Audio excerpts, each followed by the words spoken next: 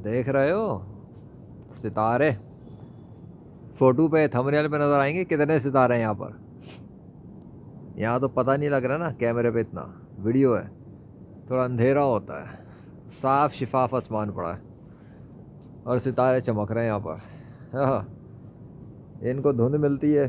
कैसा है ना मौसम, रात के टाइम भी धुंध नहीं बना पा रहा। ओहो हो, जब अल्लाह चाहता है तो रात में धुंध बन जाती थी, अब रात को धुंध नज़र नहीं आ रही है। क्यों? इतना पावरफुल कंट्रोल। सुबह कुछ, शाम कुछ, दोपहर कुछ और रात कुछ। बाय द वे, नीचे का फर्श भी दिखा देता हूँ, क्योंकि अब तो ये सीरीज़ हो गई और कपड़े सूख गए, लेकिन फर्श का अजीब सा एक मंज़र है। वाह अमेजिंग, लाइट मारनी पड़ेगी। चलो दिखाते हैं तुम्हें कैसा कैसा है, मज़े का है सीन। आहा हा, अजीब हॉरर किस्म की मूवी बन गई है। इतना रियल फुटेज अल्लाह के फजल से। लाइट भी जला के तुम्हें दिखा दिया मैंने। फर्श देख लो, हाँ ये पानी वानी नहीं डला।